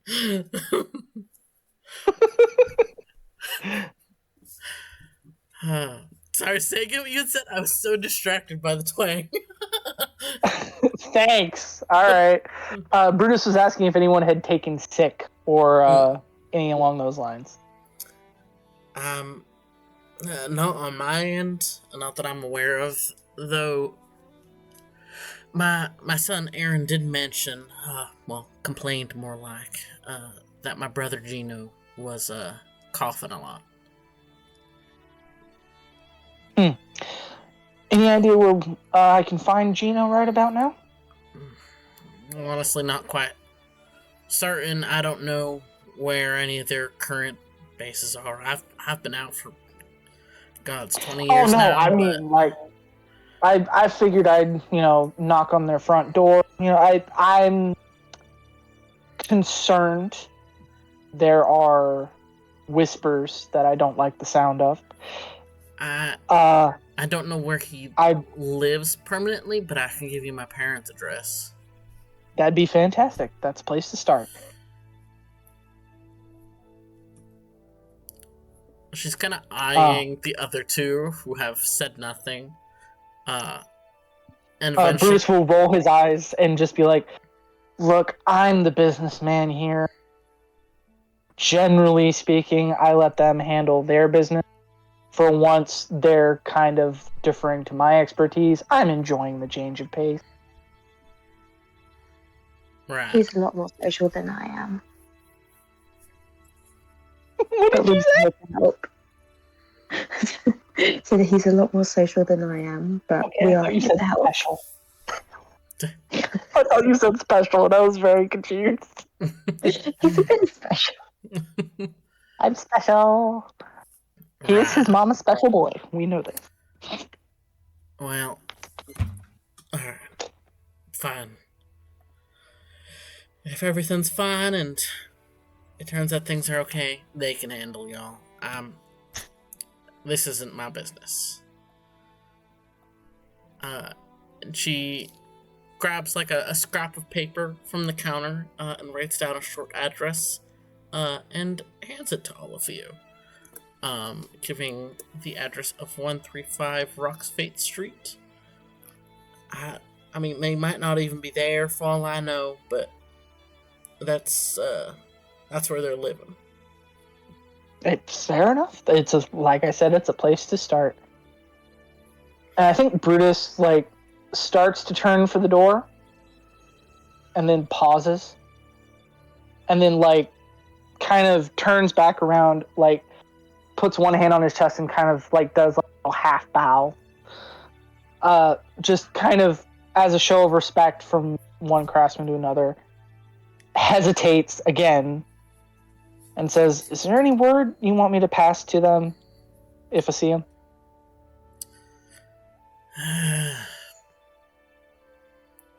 To answer my damn messages. They haven't been answering. Aaron's birthday is next week. They haven't told me what they're getting him. If something's wrong, I can bring food by. Bruce just starts laughing. He just says, "I'll make sure to pass the along. I know it gets touch. I imagine you're not that different. But thank you for this. It's a direction. It's a place to start and a next step. Much appreciated." And he heads for the door. All right. In the meantime, those of you outside. Meanwhile, Karis and Grim, have you guys discussed anything in particular, or just been vibing silently? I mean, if Grim looked like he was up for conversation, Karis might poke him about what he thinks about this Thane character.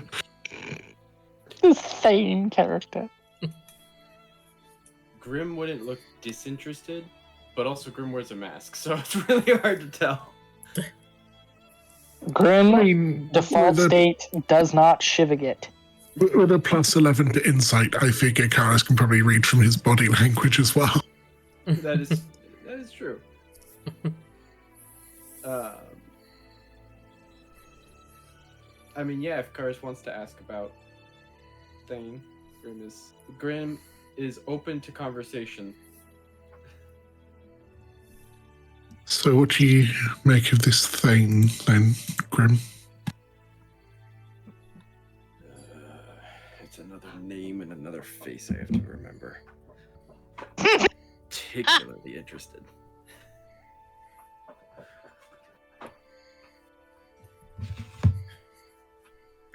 your name? Karis.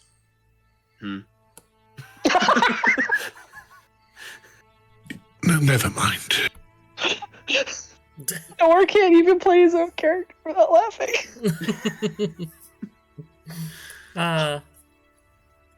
While you guys have been very briefly chatting, the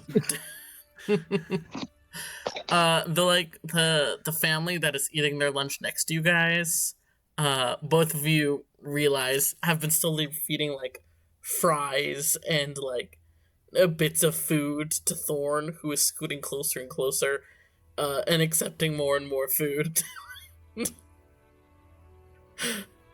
Thorn is Brutus's problem. It sounds like they're going to be all of our problems. Grim, oddly enough, you've met animals before. You know animals. You know, you may not be an animal expert, but you know what to expect. This dog fucking turns her head around completely and glares at you when you say that.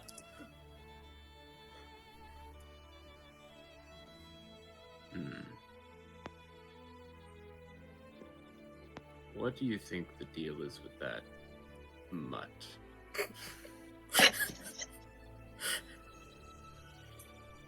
I've no idea, to be frank, but I am curious about how Brutus came across a dog that he could quite easily use as a mount if he wanted to. Seems like everyone's getting fun new things. Frankly, it's annoying. I agree. I want a fun new thing at some point. When is it my turn? I could give you a bottle of poison if you'd like. There is a glint to Karis's eyes. Karis is planning to poison Ivana. I'm sorry, I totally missed what you just said because of Wilder. Sorry. No, you're absolutely fair. I 100% would have forgotten to mention that at all. Oh no, where is it? We're incredible D&D players, y'all. So much fun. And this is why we're not professional. Real. I don't even know what the note was. I can give it to you. Hold on. It's Well, like I literally dropped it in chat, and then you were like, "No, delete it." I didn't say no, delete it. I said, what is that doing there? I found the note. Because I created a whole thing about it.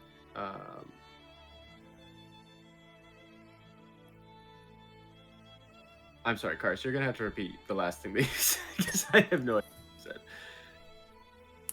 So when you like mentioned poison, Karis's eyes will like glint a little bit. Is that a yes? I mean, Or... yes, poison is always fun. Grim is going to start ruffling through their bag, and they'll notice the note, and kind of they'll grab it while they go through, and they will hand you oh man, my OCD. They'll hand you 2 bottles of potent poison, and basically say, I don't recommend drinking this. I do recommend saving it for important occasions. Well, I was about to drink it when I finished my water. There is sarcasm in Karis's voice. You would be surprised at how many people you have to give warnings to about the simplest things. And then Grim is going to kind of uncrumple this note that definitely got scrunched up as they were shoving things back into their bag, and is going to hand it on over to Karis, in which I have just sent you the photo. You have. I have a thing. And is going to just say, I got this before our little hiatus. Yeah. I suppose that we should probably go do that at some point.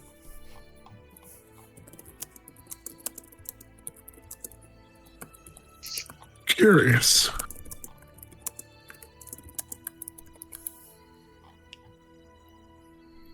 You know, I was there the other day.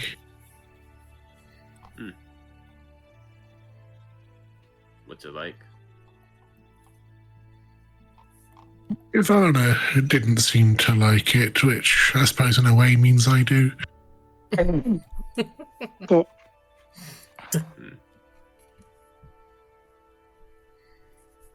I think it will at the very least make them uncomfortable if we were to go there together, and that is something I would be keen to see. I'm not really keen on drama, so I hope that it is not going to affect the personal relationship.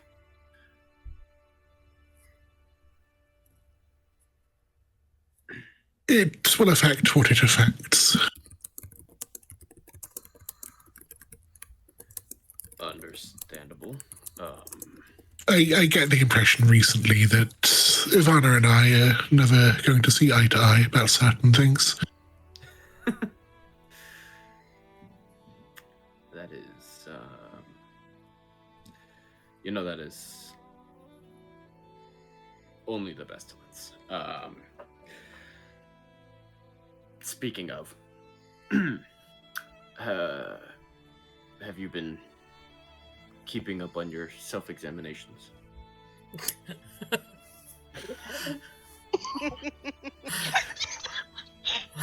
Everyone titter at the masturbation joke.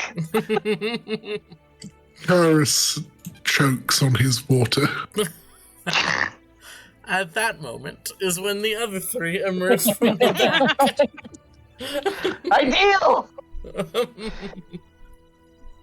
As the other three emerge, Karis is going to quickly sort of pass the note back to Grim.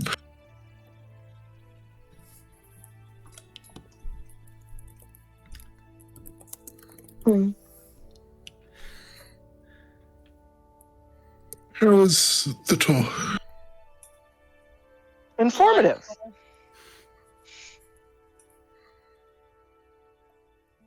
We have next steps, so informative is definitely a good word. How was your sandwich? Informative.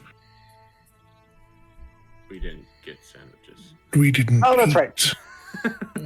That's right. You know this, Brutus, seeing as you got everything for everyone. You know what? Brutus didn't say that. Connor just forgot. No, you cannot erase. No, Brutus said that, and Thane will look down at Thorm and be like, Thorm, how are the sandwiches? Sandwiches aren't all that your little dog's big dog has been eating. She looks guiltily from where she has been handed a whole plate and has eaten somebody's entire sandwich. Brutus just looks at Thorn, cocks his head, looks at everyone else. Why does everyone assume that's my problem? She's your pet? It's your dog. It's kind of your responsibility. Wow. You should learn how to possessive there is doing a lot of heavy lifting. It's less that she's my dog and more... You sure? Say again, you cut out. Oh, great. Bruce just goes, the possessive is doing a lot of heavy lifting. I think it's more that I'm her half my dog. I mean, that sounds accurate to me. As this conversation's going on, Ivana's gone back inside to get another sandwich. Real. I swear to God, I thought you were about to try and pickpocket Thane.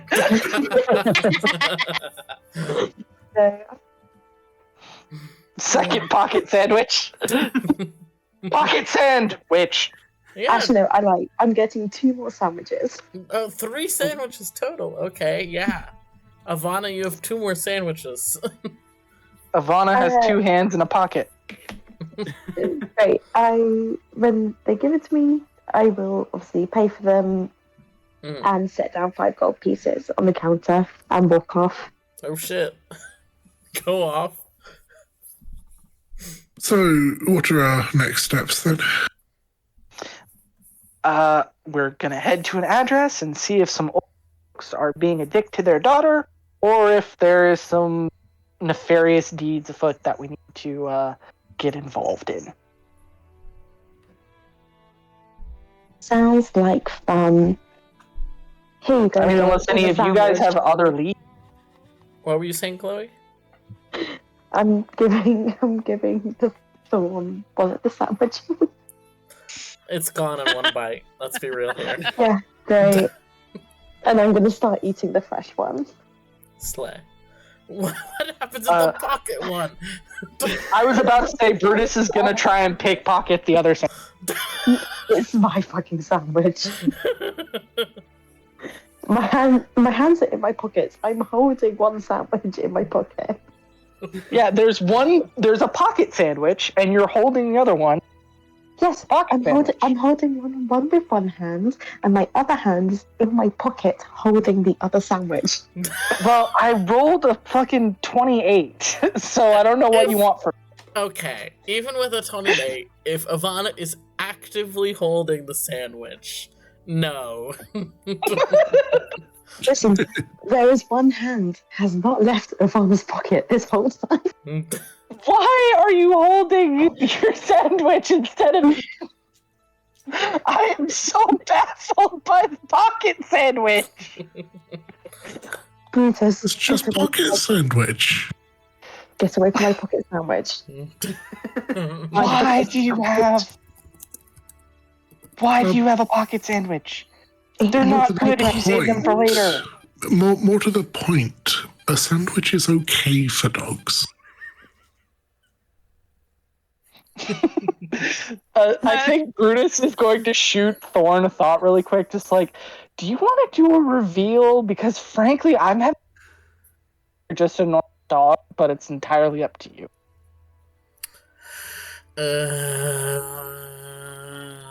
Thane does just look amused by that comment. Our sandwich is good for dogs. I mean, she's eating them, so I presume can't. so. I can't talk without shapeshifting entirely, and I'm trying to save power. So let them believe what you want. Okay. I like this plan. And then out loud, he's just going to be like, I mean, to be fair, I'm pretty sure this dog is a wolf, and wolves don't play by dog rules. So, it's whatever. Every dog is a wolf to you, Brutus. Brutus looks at Ivana with trail on her face than you would think possible from someone who doesn't particularly like them to start with. Ivana just kind of shrugs a bit, but you can see them trying not to smile from the corner of their mouth slightly. Oh, Paris absolutely smokes. Thane pulls out his pocketbook again and makes a few more notes. Can I go look at the notes? I mean... I guess my first question is, do you speak Dwarvish? Oh, fuck, I don't think I do. Second, it's in shorthand, so you would have to understand shorthand Dwarvish. But I recognise that it is Dwarvish. Yeah, I'd say you can get a quick passing enough glance that you're aware that it's Dwarvish. You recognize the symbols for Dwarvish lettering. Sidebar, this is literally a Midnight Burger joke that I don't think anyone knows they're doing, and I'm delighted. But as you guys finish up and begin to set out to go to the Marino parent house, we will finish up there for tonight. because it's extremely late for certain people here. It's only 1:10 in the morning. I am vastly confused that nobody's gone like, you're a specialist, but what are you a specialist in? Yeah. It's really funny. I was just thinking, Quinn, about the time with Elliot and Ivana. And you had the same thing. You're like, why is no one concerned as to why Elliot is still tired when he's a drow? It amuses me. I'm sorry, because I hook into really random things, but nobody seems to hook into anything sometimes. And I'm just like, this really amuses me. Like, you've just got this random person who you've been told works with the shadow, like the moon shadows, and is some kind of specialist, and clearly knows more about you guys than you know about him, but nobody's questioning that, and it amuses the fuck out of me. To be fair, this is most of the same people who took like 3 sessions to find out. So I think it's just a you problem, Gwyn. I mean, also to be honest, this group still hasn't asked about any of Grimm's deal. That is true. Hey, I'm gonna set this up. Ivana doesn't care. Brutus is assuming that we're dealing with another cagey bag won't answer questions. See, the fun thing is in for the money, and that is it. But the fun thing is that Thane isn't necessarily. He'll be close-chested about a few things, but he's not like super secretive necessarily. He's just really grumpy. He has no charisma, guys. Charisma is his dump stat. Real. So what you're saying is he's not approachable. He's difficult. It's okay. So is Ivana. Ivana has 16 charisma. I'm playing him as a no charisma boy, so. To be fair, solid -6 charisma, -2 charisma, but Brutus is literally a merchant, and he has a 10 charisma. No charisma in this party. Let's go. No charisma and 1 intelligence build. To be fair, like, Karis isn't going to ask too many questions because so far he's been treated quite hostilely by the employer.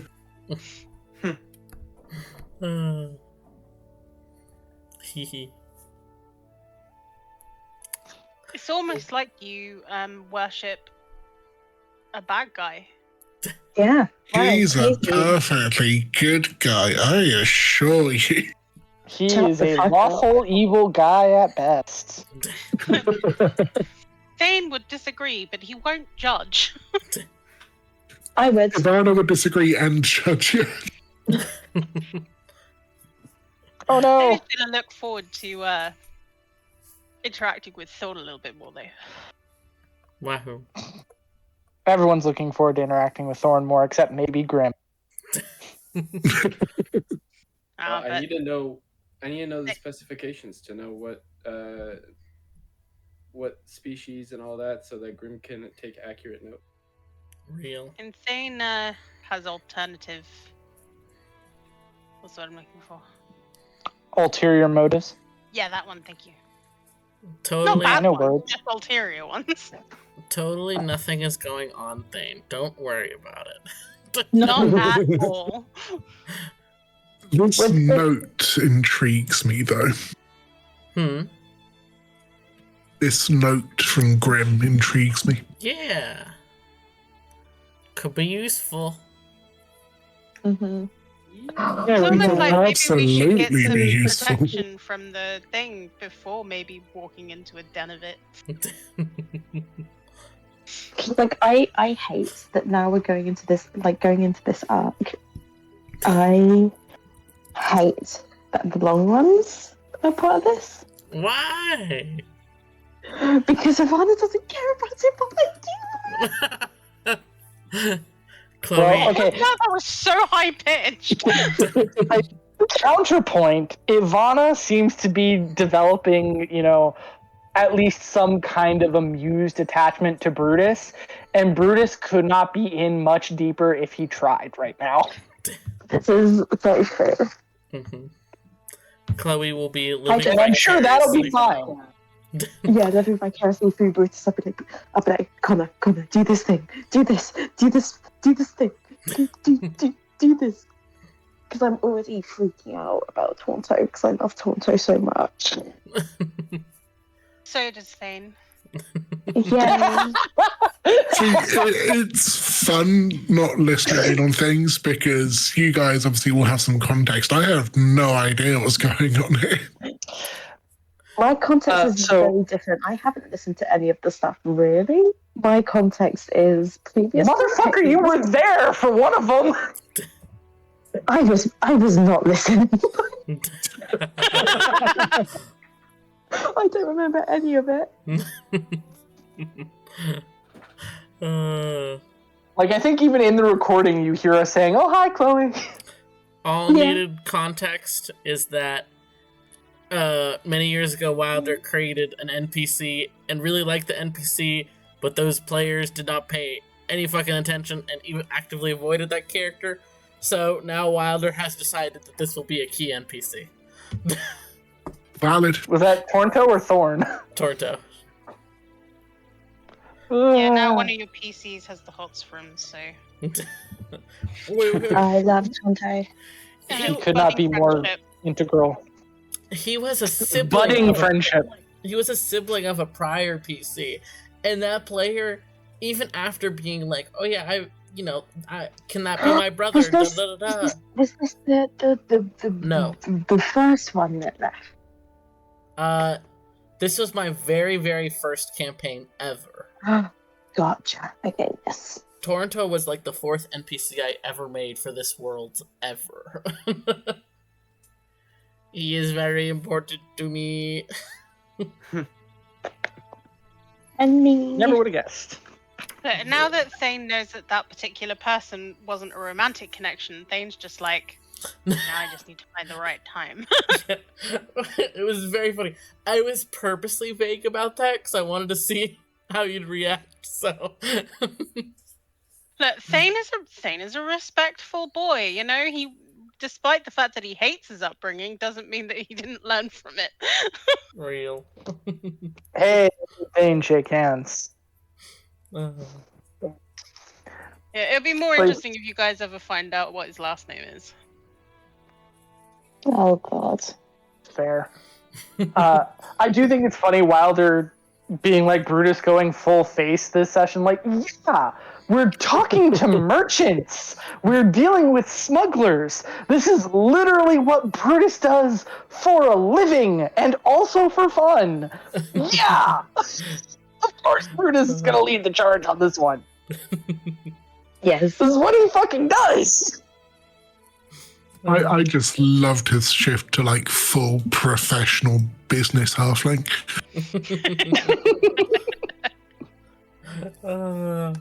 I am also enjoying like we're finally getting moments with this party where we get to argue, but it's not over like why the fuck are we killing people, but rather over, like, what's up with your dog? Why are you taking notes? Like, go ahead, Sorry. Quinn. Oh, no, I was going to say one thing that I did forget to mention in my description of Thane. I mentioned he had a bow, but he does not have a quiver. Real. Oh, that's fucked up. That's fucked up. Brutus would have absolutely commented on that if you'd mentioned it. What the fuck, Quinn? Yeah, because I forgot. Yeah, we'll just canonically say Brutus couldn't tell from the height and ankle. Yeah, he has a bow and a short sword, but he doesn't have a quiver. I was about to say I'm under attack, but then everyone's just going to make the joke of, because you can't reach where attack is. You can't reach the shelf. Of course you're under attack. It's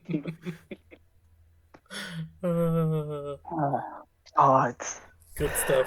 I'm gonna go to bed because I